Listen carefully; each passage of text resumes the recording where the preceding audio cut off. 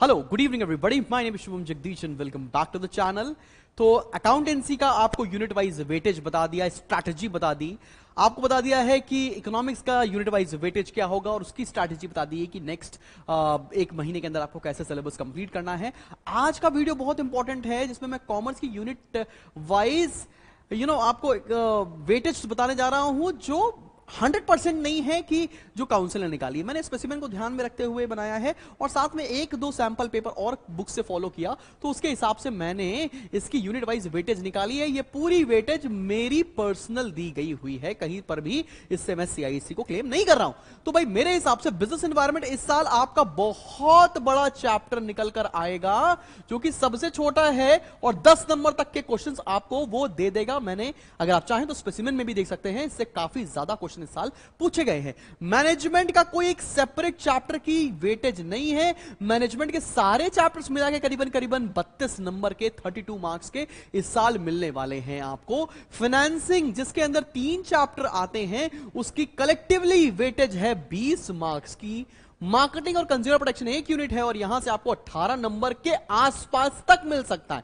18 से कम भी हो सकते हैं ये, लेकिन 18 से ऊपर आपको मार्केटिंग प्लस कंज्यूमर प्रोटेक्शन नहीं मिल रहा होगा।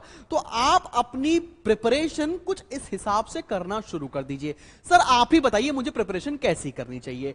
भाई देख, जनवरी चल रहा है, एग्जैक्टली बताऊं तो आपके पास ज्यादा दिन है नहीं, 30-35 दिन के अंदर आपका कॉमर्स का पेपर लगा हुआ है, पेपर में छुट्टी एक भी दिन की नहीं है। तो क्या करना चाहिए? सबसे पहले मेरे हिसाब से आपको मैनेजमेंट को रोककर बाकी सबको ठोक देना चाहिए।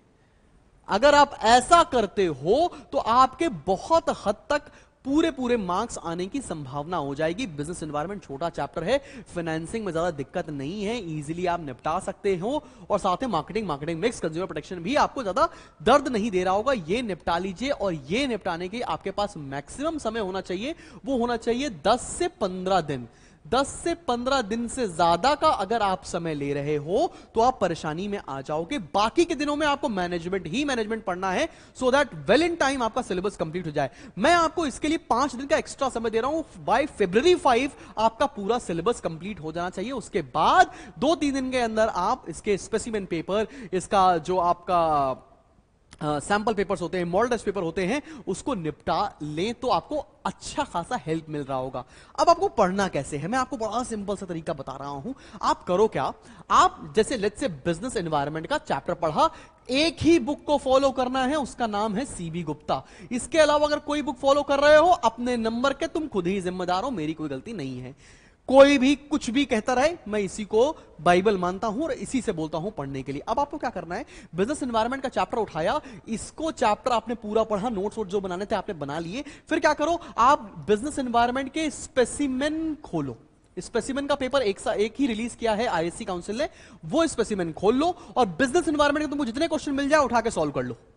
ठीक है, अब स्पेसिमेन से सोल्यूशन नहीं मिल रहा होगा, स्पेसिमेन सॉल्व नहीं है, इस तरह की दिक्कतें आ रही होंगी। अरे किताब तुम्हारे सामने है यार, क्वेश्चन देखो, किताब से ढूंढ लो और सॉल्व कर लो, कोई दिक्कत वाली बात नहीं है। उसके बाद तुम्हें क्या करना है, उसके बाद तुमको पिछले 4 साल के बोर्ड्स के क्वेश्चन बिजनेस एनवायरनमेंट से देख लेने, बस 4 साल से, उससे ज्यादा क्वेश्चन देखने की कोई भी जरूरत नहीं पड़ रही होगी। अब ये 4 साल के क्वेश्चन सॉल्व मिल जाएंगे आपको CISCE.org के ऊपर, प्यूपिल परफॉर्मेंस के अंदर। प्यूपिल परफॉर्मेंस के अंदर आपको पूरे सॉल्व्ड पेपर मिल जाने वाले हैं। बस 4 साल या लास्ट 3 ईयर के भी करोगे तुमको चल जाएगा। मतलब क्या करना है, बिजनेस एनवायरनमेंट खोला, पूरा पढ़ा, समझा, स्पेसिमेन खोला, स्पेसिमेन में बिजनेस एनवायरनमेंट से क्या क्वेश्चन आए हैं वो देख लिए और उसके बाद 3 साल के 4 साल के पेपर में देख लिए कि बिजनेस एनवायरनमेंट के कैसे क्वेश्चन आते हैं। You are done. मतलब आपकी तैयारी बिजनेस एनवायरनमेंट बिल्कुल ठोक के हो गई है, ज्यादा दिक्कत होगी नहीं।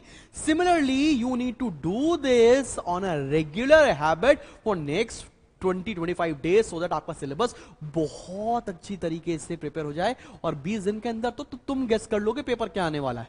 तो तुम इतना आसान हो जाएगा कि तुमको पता चलेगा ये रिपीटेटिव है, ये तो क्वेश्चन आता है, बैरियर्स टू कम्युनिकेशन तो आना ही आना है पेपर में, ये स्टेप्स आता है, ऑर्गेनाइजिंग के अंदर के प्लानिंग के अंदर टाइप्स ऑफ प्लान पूछा ही पूछा जाता है। तो इतना अच्छे से तुम ग्रास्प कर लोगे। अब रही बात केस स्टडी की, उसके लिए परेशान नहीं होना है because case study will be very simple this year. 6-8 number की केस स्टडी आनी है तो तुम ज्यादातर वो केस स्टडी मैनेजमेंट से ही आनी है, तो मैनेजमेंट पढ़ोगे, टाइप्स ऑफ प्लान पढ़ के जाओगे, तो केस स्टडी के कोई अलग से क्वेश्चन मत प्रैक्टिस करो।